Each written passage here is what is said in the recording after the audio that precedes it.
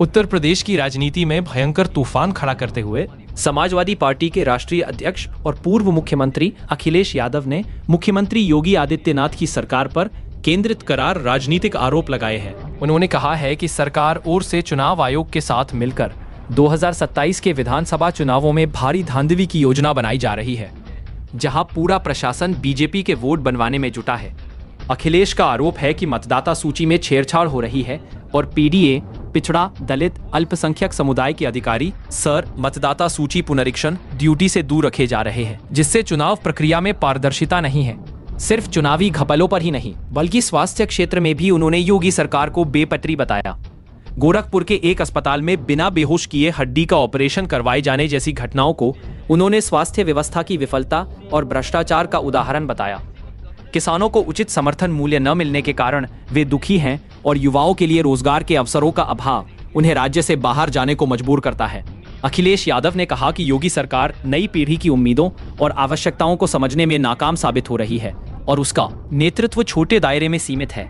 इस दौरान उन्होंने अपने पीडीए प्रहरी यानी पिछड़ा, दलित और अल्पसंख्यक के संरक्षक बल को डटे रहने और सत्ता एवं प्रशासन के घपलों के खिलाफ मोर्चा संभालने का आह्वान किया है। उनका ये आक्रामक मोर्चा यह स्पष्ट करता है कि आगामी चुनावों में सपा योगी सरकार को प्रशासनिक दुरुपयोग, स्वास्थ्य और रोजगार संकट जैसे मुद्दों के दम पर घेरने की रणनीति पर काम कर रही है। अखिलेश यादव ने स्पष्ट किया कि यह लड़ाई लोकतंत्र की रक्षा के लिए है और वे अपने कार्यकर्ताओं से सर प्रक्रिया में दबाव के आगे नहीं झुकने को कहा है। वह बयान साफ तौर पर यूपी की सत्ता की राजनीति में नई हलचल पैदा करने वाला है, जहां सपा आगामी चुनावों को लेकर बीजेपी सरकार की नीतियों और प्रशासनिक ढांचे को चुनावी मुद्दों के केंद्र में ला रही है। राजनीतिक समीकरण अब और जटिल होने वाले हैं, क्योंकि अखिलेश यादव ने इसे लोकल मुद्दों से जोड़कर एक मजबूत चुनावी हमला नकेलने की तैयारी की है। इस प्रकार उत्तर प्रदेश के आगामी विधानसभा चुनावों में सपा और बीजेपी के बीच सियासी जंग में प्रशासनिक दुरुपयोग, चुनावी धांधली, स्वास्थ्य सेवा की गिरावट, किसान और युवा बेरोजगारी जैसे तले हुए मुद्दे गरमा सकते हैं, जो राजनीतिक माहौल को और भी उग्र बना देंगे। हमें उम्मीद है कि आयोग हमारी मदद करेगा, निष्पक्ष कार्रवाई करेगा और ऐसे अधिकारी जो रुचि नहीं ले रहे हैं वोट बनवाने में या सहयोग नहीं कर रहे हैं पॉलिटिकल पार्टी का, उनके खिलाफ कार्रवाई करे आयोग की। समय समय हम लोग बताएंगे। और इधर देखा होगा आपने कि हमारे मुख्यमंत्री जी बहुत कम्युनल स्पीच देने लगे हैं। अभी उनकी स्पीच सुनी है सरकार की, वो इसलिए है घबरा जाते हैं जब उन्हें लगता है जनता खिलाफ है, पार्टी के लोग खिलाफ हैं, एमएलए खिलाफ हैं। और कोई मिठाई खिलाने की बात कर रहा था पटना एयरपोर्ट पर, उससे घबरा जाते हैं कि कहीं ऐसा तो नहीं कुर्सी हिल जाएगी। तो जैसे ही उन्हें कुर्सी हिलने का डर लगता है, वैसे ही वो कम्युनल स्पीच बोलने लगते हैं। उन्हें विजन इंडिया से, न्यू इंडिया से कोई लेना देना नहीं है। स्टार्टअप में क्या करना है स्टेट गवर्नमेंट को, उन्हें होश ही नहीं है। स्टार्टअप इंडिया इतना बड़ा कार्यक्रम चला देश में, उन्हें होश ही नहीं है कि स्टार्टअप इंडिया है क्या। आर्टिफिशियल इंटेलिजेंस, हमारा एक पत्रकार साथी जाने कौन सा सवाल पूछ रहा था, लेकिन चलो अच्छा है कुछ तो पूछा उसने, सवाल तो किया, सॉल्यूशन हमने दिया। अब दुनिया एआई पे जा रही है। आज हम और आप बैठे हैं, अगर हम एआई जो चैट जीपीटी है या और कोई प्लेटफॉर्म है उसमें लिखें और कहें कि हमें ड्रेस कौन सी पहननी है, आज हमें सफेद शर्ट के साथ कौन सा ट्राउजर अच्छा रहेगा, वो तुरंत बता देगा ऑप्शन। कहीं हमें डिनर पार्टी में जाना है, हम क्या पहन करके जाएं, वो ऑप्शन दे देगा आपको। तो ये तो सिंपल है। आर्टिफिशियल इंटेलिजेंस हमारे मुख्यमंत्री जी को होश ही नहीं है। हेल्थ सेक्टर चौपट हो गया। आज मैंने खबर पड़ी एम्स में सोचो, गोरखपुर में तो सब गोरख धंधा चल रहा है कि बिना एनेस्थीसिया के उसका ऑपरेशन कर दिया, बिना से किसी, हमारे एक प्रतिष्ठित चैनल की खबर है कि बिना एनेस्थीसिया के ही उसका वो कर दिया, ऑपरेशन किया, सुनने में आ रहा है। अब इनकी मेडिकल व्यवस्था ये है, द एम्स गोरखपुर मरीज को बिना बेहोश किए ही टूटी हड्डी की सर्जरी कर दी। बताइए, उसे चारपाई से बांध दिया होगा, बेड से हाथ पैर उसके बांध दिए होंगे, तब ये इलाज हो पाया होगा उसका। जालौन से हमने आपने सुना ही था, ऑपरेशन होना था किसी और का, ऑपरेशन थिएटर मिलेगा किसी और को। जैसे ही उसे होश आया वो ऑपरेशन थिएटर से भाग गया। ये तो स्थिति है स्वास्थ्य विभाग की। 80 मेडिकल कॉलेज खोले हैं। मेडिकल निग्लिजेंस कितना है सोचिए। हमारा आपका बुखार पैरासीटामोल गोली से 500 mg से ठीक हो जाता था। बीजेपी के लोग डोलो खिलवा रहे हैं हमें, 650 डोलो है। नहीं 650 में भी बुखार नहीं उतर रहा। 1000 तो इन बीजेपी वालों के लिए है। तो आप सोचिए हेल्थ सेक्टर क्या हालत है। हेल्थ सेक्टर चौपट है बिल्कुल। एम्स का स्थिति ये सोचिए, एम्स की कि बिना बेहोश करे हुए उससे क्या गुजरी होगी वो मरीज ही जानता है। छोटा सा अगर हम ब्लड टेस्ट देते हैं तो आंख बंद हो जाती है। सोचिए, देख भी नहीं सकते सुई को। उन्हें पता है जैसे करीब आती दर्द पहले होने लगता है। और इस मरीज की क्या स्थिति रही होगी सोचिए आप। ऑरेंज इकोनॉमी के बारे में तो जानते नहीं, बस केवल ऑरेंज कपड़े जानते हैं। ग्रीन एंड रिन्यूएबल एनर्जी कलाम साहब ने हमें दिया था। कई गांव में फ्री बिजली मिल रही थी सोलर पैनल से, सोलर एनर्जी से, मिनी ग्रिड से बिजली में सब चौपट कर दिया। काऊ मिल्क प्लांट चौपट कर दिया। अभी एड देखा मैंने 2-3 दिन पहले, पूरे अखबार में एड था कि अमूल इतना मुनाफा कमा रहा है, इतना बिजनेस कर रहा है, 90,000 करोड़ का बिजनेस कर रहा है। और उसी तारीफ, तस्वीरें। और यूपी जो सबसे बड़ा प्रोड्यूसर है, जो सबसे ज्यादा मिल्क प्रोड्यूस करता है हमारा किसान, न उसको रेट और हमारा जितना भी पराग था उसको बर्बाद कर दिया उन्होंने। एक भी नया अमूल प्लांट नहीं लाए। जो प्लांट लाए थे वो समाजवादी सरकार में ही आई थी। और एक एग्जेम्पलरी काम हुआ था, काऊ मिल्क प्लांट, जिसमें केवल गाय के दूध के ही बने हुए प्रोडक्ट्स बनते और वो जनता तक पहुंचे। उस काऊ मिल्क प्लांट को ही बंद कर दिया। Agrarian economy, new food culture, healthy food, आजकल इतने प्लेटफॉर्म है, लोग जागरूक हो रहे हैं। सरकार खुद मिलेट्स खिलाना चाहती है। इतने प्लेटफॉर्म्स हैं, इतने यूट्यूबर्स हैं, इतनी जानकारी मिल रही है, लोग हेल्थ कॉन्शियस हो गए, फूड कॉन्शियस हैं कि हमें क्या खाना है, हमें कौन सा प्रोटीन खाना है, हमें कब कार्बोहाइड्रेट खाना है, हमें कब आलू खाना है। आलू की जाने कितनी सब्जियां आ रही हैं। तो आजकल यूथ अफेयर्स में जीरो सरकार। अच्छा, वुमेन एंड चाइल्ड डेवलपमेंट और स्पोर्ट्स में जीरो सरकार। पॉवर्टी कह रहे जीरो पॉवर्टी, और उदाहरण दिया कि कहीं जीरो पॉवर्टी कर दी उन्होंने। जीरो पॉवर्टी कहां हुई है, क्या कॉन्सेप्ट था जीरो पॉवर्टी का। अनएम्प्लॉयमेंट बढ़ता चला जा रहा है। ये एसआईआर इसलिए हो रहा है कि नौजवान अपनी नौकरी ना मांगने लगे, पॉलिटिकल वर्कर्स जॉब उसकी बात न करें, इसलिए एसआईआर कर दिया। और जैसे ही एसआईआर खत्म होगा पंचायत का चुनाव करा देंगे और फिर चुनाव आ जाएगा। बरसात का 1 महीना निकलेगा, उसका चुनाव शुरू सितंबर से उत्तर प्रदेश का। और आखिरी बजट में क्या दे देंगे, क्राइम, लॉ एंड ऑर्डर, जो समाजवादी सरकार की बनी हुई व्यवस्था, डायल 100 रिस्पॉन्स सिस्टम बर्बाद कर दिया। कल अखबार में सुना, मैंने पढ़ा कि कुछ नई गाड़ियां खरीद रहे हैं, उसमें भी कमीशन ले लेगी सरकार। जब इन्वेस्टमेंट में कमीशन लेते हैं ये लोग। अच्छा, अगर ये इन्वेस्टमेंट मान लें इनका कि यूपी में इतना इन्वेस्टमेंट आया है, तो एक अधिकारी जो अंडरग्राउंड हुआ था उसने कितना कमीशन मांगा था, तो जो आ चुका है तो उतना तो कमीशन दिया होगा ना उन्होंने। कमीशन जा रहा है, इंसेंटिव नहीं, कमीशन जा रहा है। यहां तो कम, कमीशन ज्यादा।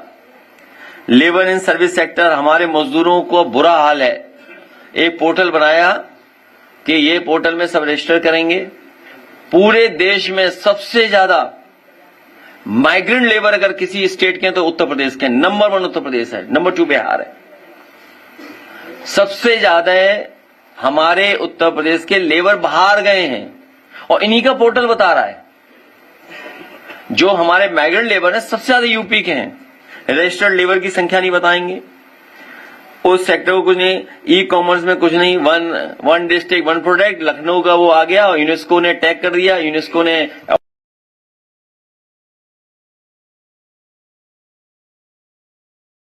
अवॉर्ड कर दिया फूड और इसको एक कैटेगरी में डाल दिया लखनऊ के ट्रेडिशनल फूड को।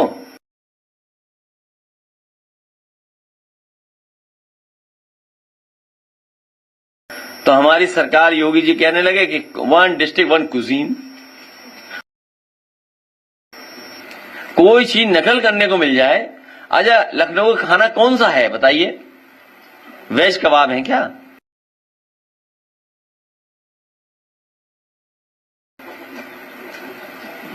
वेज गुलावटी कबाब है क्या?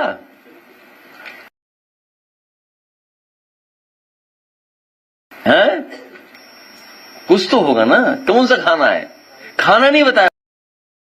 बताइए मत कितना भेदभाव मन में है इनके कि जो यूनेस्को ने कैटेगरी में डाला हमारे लखनऊ की तहजीब, लखनऊ का ट्रेडिशनल फूड, हमारी हेरिटेज की वजह से विरासत है हमारी, उसको क्या है नाम नहीं बता रहे हैं। बताइए आप, तारीफ सब कर रहे हैं। कौन सा कबाब आया कैटेगरी में नहीं बता रहे हैं। बताओ आया क्या है नाम? किसी ने पढ़ा नहीं? क्या चीज आई है हमें तो समझ में नहीं है। चॉइस साहब क्या था ये? लखनऊ को कौन सा खाना है? हैं? कौन से कबाब है? नहीं वेज भी तो आता होगा उसमें। वेज नहीं है तो फिर योगी जी क्यों तारीफ कर रहे हैं? नहीं मैं नहीं कह सकता। हमारे योगी जी वो नॉनवेज नहीं खाते। हाँ, लेकिन पहाड़ पे सब नॉनवेज खाते हैं। विलेज इकोनॉमी, रूरल इकोनॉमी को लिफ्ट करने के लिए हम लोगों ने बड़ी बड़ी मंडियां बनाई थी। पूर्वांचल एक्सप्रेसवे में अंबेडकर नगर में मंडी बननी थी, सुल्तानपुर में मंडी बननी थी, आपके आजमगढ़ में मंडी बननी थी। हमारे गाजीपुर के लोग हैं, इतनी बढ़िया सब्जी करते हैं, इतना बढ़िया वहां पर पैदावार होती है गंगा के किनारे। इतनी सब्जियां जाती दिल्ली तक, कानपुर तक, उस एक्सप्रेसवे से लखनऊ तक आती। तो यहां सबको खाने को मिलती सब्जियां अच्छी। सुबह 4 बजे लोड करते, 7 बजे मार्केट में, 7:30 8 बजे मार्केट में उतर जाती आके। 3 बजे लोड करते तो और जल्दी आ जाते हैं। तो ये तमाम इश्यूज हैं जिन पर सरकार कुछ नहीं बोल रही, बस कम्युनल इश्यूज। क्योंकि वो घबराए हुए नई पीढ़ी के लोगों से, नई पीढ़ी के लोगों से घबराए हुए हैं। नई पीढ़ी के लोगों की सोच नई होती है, या कहें पुरानी सोच नहीं होती है। नई पीढ़ी आने वाले कल की ओर खुले नजरिए से देखती है। नई पीढ़ी मतलब हर अगली पीढ़ी पिछली पीढ़ी से ज्यादा प्रगतिशील होती है। नई पीढ़ी की सोच का दायरा बहुत बड़ा होता है। हमारी सरकार के मुखिया का दायरा ही बहुत छोटा है। नई पीढ़ी दुनिया भर को न केवल अनुभव करना चाहती है बल्कि गले भी लगाना चाहती है। जाना था जापान, पहुंच गए, कहीं ऐसा ना हो जो डेलीगेशन जा रहा है। और किसी ने बता दिया उन्हें कि सिंगापुर में वेनिस है। स्पेन वालों को किसी ने बता दिया कि सिंगापुर में वेनिस है, इसलिए सिंगापुर जा रहे हैं। इसलिए कम से कम कहां जा रहे हैं पता तो हो। और ये इसलिए बनाए डेलीगेशन जिससे उन्हें हटाया ना जा सके, सरकार से हटाए ना जाए। मॉडरेटिंग होता है। नई पीढ़ी सबको साथ लेकर के चलना चाहती है।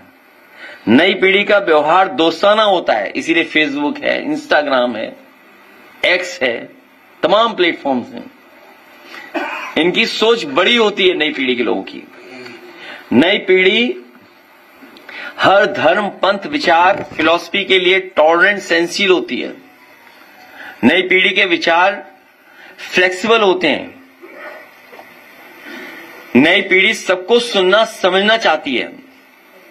नई पीढ़ी के दिल में सबके लिए सम्मान, प्रेम और मोहब्बत भरी होती है। नई पीढ़ी सही मायनों में हर बेबस व्यक्ति और जीव जंतु के प्रति अधिक दयालु और करुणा से भरी होती है। नई पीढ़ी पर्यावरण की समस्याओं को समझती है। नई पीढ़ी बेहद पॉजिटिव होती है। नई पीढ़ी आधुनिकता को अच्छा बनाती है क्योंकि मॉडर्निटी नई दिशा दिखाती है, सोच के लिए बड़े रास्ते बनाती है। नई पीढ़ी इंसानियत, बंधुत्व, इंसानियत से भरी होती है। नई पीढ़ी अमन, चैन और तरक्की पसंद है। नई पीढ़ी खुद भी खुश रहना चाहती है और सबको खुश देखना चाहती है। लेकिन एक ऐसी सरकार के लोग हैं जो खुद भी दुखी हैं और दूसरों को और दुखी देखना चाहते हैं। नई पीढ़ी खुशहाली की अहमियत देती है, इसलिए दुख देने वालों का विरोध करती है। नई पीढ़ी किसी भी तरह के कट्टर विचारों के खिलाफ होती है। नई पीढ़ी सांप्रदायिकता को समाज और अपने वैश्विक विचारों के विस्तार के लिए खतरा मानती है। इसलिए मैं नई पीढ़ी के लोगों से नए विजन के साथ न्यू इंडिया और नए भारत के निर्माण उत्तर प्रदेश के लिए लगातार उनका सहयोग और समर्थन के लिए हम लोग कार्यक्रम करेंगे। और डिक्लेरेशन है हम लोगों का कि हम लोग क्या करेंगे, और हमारे पास एग्जेम्पलरी काम पहले से हैं जो किए हैं। अब एक्सप्रेसवे से केवल बलिया अगर जोड़ देती है सरकार, बताइए 4.5 घंटे पहुंच जाते। तेज में चलना, तेज में चलना, तेज में चलो। नहीं, वैसे तो बताते हैं 3 घंटे में ही पहुंच जाते हैं, 3:15 तक। हाँ, अब तो लिमिट 120 है, एक्सप्रेसवे की 120 डिजाइन है, मोर देन दैट चल सकते हैं। इसलिए ये नई पीढ़ी के लोग हैं, मैं इनको भी बधाई देता हूं कि आदरणीय राम गोविंद चौधरी जी के सुझाव संरक्षण में ये सहयोग से ये हमारे नई पीढ़ी के नौजवान नेताजी के नाम से हाफ मैराथन कराने जा रहे हैं बलिया में। इनको मैं बधाई देता हूं। आज आप लोग कुछ अपनी कैप, ड्रेस उसको भी लॉन्च करना चाहते हैं, या ये अपनी ड्रेस रखेंगे जो इवेंट में होगी इनकी। मैं नौजवानों से कहूंगा आगे आए, और विशेष मैं आदरणीय राम गोविंद चौधरी जी को धन्यवाद दूंगा। विशेष धन्यवाद आपको, हाँ, विशेष धन्यवाद आपको, जिससे कि खड़े हो जाए। आइए। लखनऊ की हर बड़ी हलचल, अपराध की सच्ची खबरें, द लखनऊ टाइम्स, सबसे तेज, सबसे सही।